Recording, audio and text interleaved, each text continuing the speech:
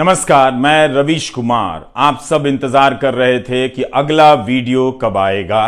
मैंने भी लगता है कुछ ज्यादा ही आराम कर लिया। कोशिश करूंगा कि धीरे धीरे वीडियो के आने की रफ्तार बढ़ा सकूं और आपको लंबा इंतजार ना करना पड़े। लेकिन सबसे पहले आप सभी का आभार जताना चाहता हूं। आप सभी ने मेरे YouTube channel Ravish Kumar official को कितना प्यार दिया है। बहुत बड़ी संख्या में लोग सब्सक्राइब करने आ गए। उम्मीद करता हूं कि यह सिलसिला बना रहेगा और मैं अच्छी टिप्पणियों के साथ आपके सामने हाजिर हो सकूंगा। ये शुरुआत है, बहुत सारे संसाधन जुटाने हैं, चीजों को सेट करना है, इनमें वक्त लगेगा, लेकिन फिर भी मैं कोशिश करूंगा कि सामयिक टिप्पणियां समय पर आती जाती रहें, आपके सामने पेश होती रहें। तो अब मैं शुरू करता हूं। तो हम सब हर दिन सड़ी हुई व्यवस्था में रहने का अभ्यास करते रहते हैं, उसी में जीने लग जाते हैं, पता नहीं चलता कि उसमें जी रहे हैं। हर दिन खबरों में देखते हैं कि दिल्ली और आसपास की हवा का प्रदूषण कितना बढ़ गया है, लेकिन सांस ले रहे हैं। उसे ठीक करने के नाम पर नेताओं का बकवास भी सुन रहे हैं। लगे कि कुछ काम कर रहे हैं हमारे नेता, इसलिए उनका आपस में मुलाकातों का सिलसिला जारी है, मिलना जुलना जारी है। मिडिल क्लास घरों के कमरों में 25 से 40 हजार तक के एयर प्यूरिफायर लगा दिए गए हैं। वैसे ही जैसे पानी गंदा हुआ, पीने के लायक ना रहा, तो लोगों ने घरों में हजारों रुपए के आरओ सिस्टम लगा दिए।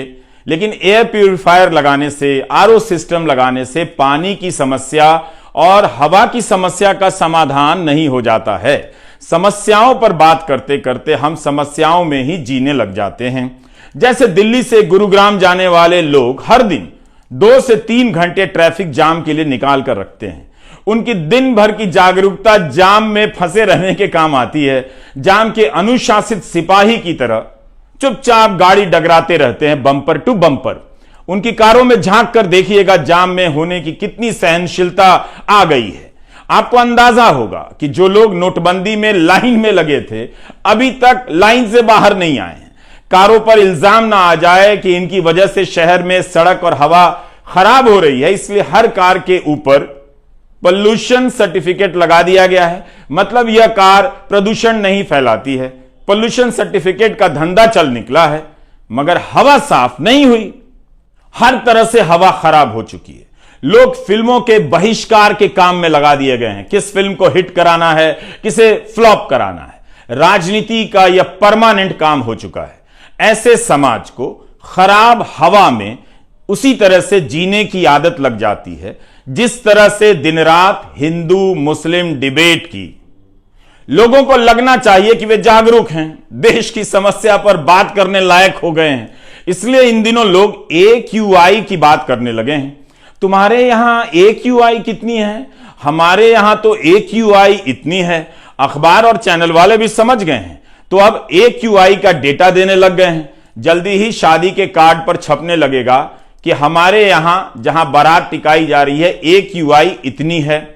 AQI जान गए तो आपको जानने की जरूरत नहीं है कि तवांग कहां है और वहां पर क्या क्या हुआ है चीन के साथ। बंदे को बाहर तो जाना है, मगर AQI ऐसे चेक करेगा इन दिनों जैसे अभी प्लान कैंसिल करने वाला हो कि नहीं जाएंगे। सरकारों को पता चल गया है कि जनता AQI की बात करने लगी है, तो कुछ चौराहों पर फव्वारे लगा दिए गए हैं, ऐसी मशीनें लगा दी गई, हवा की धुलाई हो रही है। इसे देखकर आप संतोष कर लेते हैं कि सरकार कुछ तो कर रही है। इन मशीनों का उद्घाटन होता है, उद्घाटन की तस्वीरों का प्रकाशन होता है। यह एक प्रमुख राजनीतिक कर्तव्य बन गया है। सभी को पता है कि राजनीति की हवा खराब हो चुकी है, लेकिन कहते हैं इसका विकल्प क्या है? विकल्प के नहीं होने पर गहरी सांस छोड़कर जहरीली हवा में सांस लेने लग जाते हैं। अपने अपने घर में एयर प्यूरिफायर लगा देने से लोकतंत्र की हवा या शहर की हवा साफ नहीं होती है। अपने आप को ठीक से समझिए। आप हर दिन जाम में रहने, सड़ी हवा में सांस लेने का अभ्यास करते जा रहे हैं। गलत हो रहा है, मगर उसी गलत में जीते जा रहे हैं।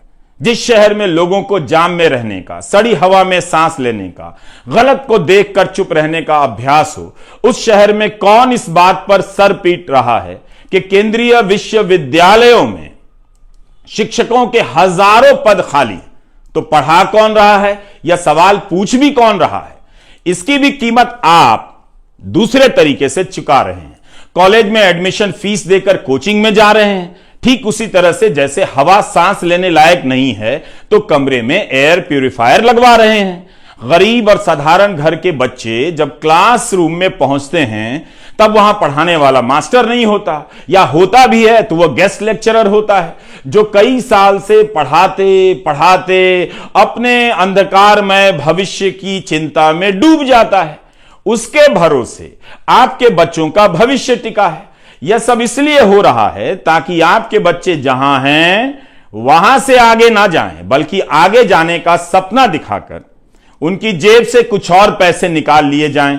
जैसे सड़ी हवा दिखाकर आपसे एयर प्यूरिफायर के पैसे निकलवाए जा रहे हैं। जो पढ़े लिखे हैं और जिनके पास पैसे हैं वो जानते हैं कि यहां के विश्वविद्यालयों में कुछ भी नहीं रखा है, तो वे निजी विश्वविद्यालयों में लाखों की फीस देकर अपने बच्चों को बचा ले जाते हैं। ठीक उसी तरह से जैसे शहर की हवा सड़ गई है मगर घर में एयर प्यूरिफायर लगा लेते हैं। जिनके पास कुछ अधिक पैसा है वे पेट और जेब काटकर दूसरे देश में पढ़ने के लिए भेज देते हैं। सरकार को पता है कि जब आप 3 घंटे जाम में आराम से लगे रह सकते हैं तो बिना मास्टर के 3 साल कॉलेज में बिता सकते हैं, बर्दाश्त कर लेंगे, और आपने करके दिखाया भी है। केंद्रीय विश्वविद्यालयों, IIT, IIM जैसे संस्थानों में शिक्षकों के 11,000 से अधिक पद खाली हैं, लेकिन देश का काम चल रहा है। यह संसद में सरकार का जवाब है। अब इनमें से केंद्रीय विश्वविद्यालयों को अलग कर दें तो 45 केंद्रीय विश्वविद्यालयों में professor, associate professor, assistant professor के 6,180 पद खाली हैं। IIT में 4,502 पद खाली हैं। सोचिए, जिस IIT की इतनी धूम है वहां शिक्षकों के हजारों पद खाली हैं। उम्मीद है वहां के छात्र अपने व्हाट्सएप ग्रुप में मां बाप को लिखते होंगे कि नाम का ही IIT है, पढ़ाने वाला तो कोई है नहीं। संसद में शिक्षा मंत्री धर्मेंद्र प्रधान ने कहा है कि सभी संस्थाओं को निर्देश दिए गए हैं कि मिशन मोड में भर्तियां हों। इस मिशन मोड का हाल बताना चाहता हूं। ठीक 4 महीने पहले जुलाई में यही सरकार लोकसभा में जवाब देती है कि 43 केंद्रीय विश्वविद्यालयों में शिक्षकों के 6,549 पद खाली हैं। 4 महीने में खास अंतर नहीं आया है। इतना तो नहीं कि लगे कि मिशन मोड में भर्तियां हो रही हैं। 6,000 से अधिक पद खाली हैं और भरे जाते हैं 369 के करीब। तो यह कैसे मिशन मोड हो गया? मंत्री जी ने पिछले साल सितंबर में कहा था, सितंबर में भी, कि केंद्रीय विश्वविद्यालयों के कुलपतियों को निर्देश दिए गए हैं कि 1 साल के भीतर 6,000 रिक्त पद मिशन मोड में आकर भर दें। 1 साल से अधिक समय बीत गया, भर्तियां वहीं की वहीं नजर आ रही। सितंबर 2021 से जुलाई 2022 तक 10 महीनों में 6,500 से अधिक खाली पदों पर मात्र 375 भर्तियां हुई हैं, जैसा कि संसद में दिए गए जवाब से जाहिर होता है। यह सरकार का जवाब है। लेकिन यह खबर अमीर लोगों के किसी काम की नहीं है। वो अपने बच्चों को विदेश भेज दे रहे हैं। आपके बच्चों का क्या होगा, यह खबर आपके काम की है। थोड़ा फ्लैशबैक में ले जाता हूं पीछे। खाली पदों को भरने की हुंकार 2017 में भी मोदी सरकार के एक मंत्री ने भरी। फरवरी 2017 में राज्यसभा में तत्कालीन शिक्षा मंत्री प्रकाश जावड़ेकर ने कहा कि 2017 के साल में यूनिवर्सिटी के अधिकांश खाली पद भर दिए जाएंगे। यह भी कहा कि वे महीने के हिसाब से, मंथली बेसिस पर इन भर्तियों की निगरानी कर रहे हैं। रिजल्ट क्या निकला आप देख रहे हैं। आज IIT, IIM और 45 केंद्रीय विश्वविद्यालयों में खाली पदों की संख्या 11,000 पहुंच गई है। तब मंत्री ने बताया था, तब 2017 में 1 अक्टूबर 2016 को केंद्रीय विश्वविद्यालयों में खाली पदों की संख्या 6,080 थी। तब मंजूर पदों की संख्या 17,006 बताई गई। अब तो मंजूर पदों की संख्या भी बढ़ गई है, 18,969। मगर खाली पदों के भरने में कोई बहुत बड़ा बदलाव नजर नहीं आता। उस साल जावड़ेकर ने कह दिया, पिछली सरकार के दौरान 6-7 साल भर्तियां नहीं हुई, इसलिए खाली पदों का बैकलॉग जमा हो गया है। मगर मोदी सरकार के 8 साल बीत जाने के बाद भी हाल वही नजर क्यों आता है? पिछले 5 साल का दोष गिना रहे थे। क्या अब 8 साल का हिसाब देंगे? आपसे मांगा जाए, कौन मांगेगा? तो ये मिशन मोड में भर्ती, मंथली बेसिस पर निगरानी, इन सब के बाद केंद्रीय विश्वविद्यालयों की ये हालत है। मोदी सरकार के 8 साल गुजर गए, विश्वविद्यालयों में खाली पदों के कारण कितने साल तक कितने हजार छात्रों को बिना शिक्षकों के पास होना पड़ा, या गेस्ट लेक्चरर से काम चलाकर यूनिवर्सिटी ने एक अच्छे प्रोफेसर के बनने की भी संभावना हमेशा हमेशा के लिए समाप्त कर दी। इस पर बहस कीजिए। जिले के कॉलेज में अपने मां बाप को लेकर जाइए, दिखाइए कि पढ़ाई के नाम पर वहां क्या होता है, क्यों आप पढ़ाई में आगे नहीं निकल पा रहे हैं, जबकि आप करना चाहते हैं, आगे निकलना चाहते हैं। आप पीछे रह जाएं, इसलिए इन मामलों में धीमी गति से चला जाता है, आश्वासन दिया जाता है, देते ही रह जाते हैं, भर्तियां नहीं होती हैं। अपने जिले के कॉलेजों का हाल ईमानदारी से देखिए, लिखिए, सांसदों को बुलाइए, उनसे बात कीजिए। कोई इन सवालों पर नहीं आता है, क्योंकि इन पर बात करते हुए आपकी सांसें तेज नहीं होती हैं, सीना नहीं फूलता है, वीडियो वायरल नहीं होता है।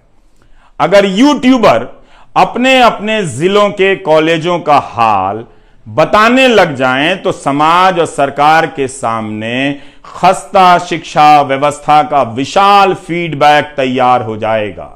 समाज में बातें होने लगेंगी कि युवाओं के एक बड़े वर्ग को किस तरह बर्बाद किया जा रहा है।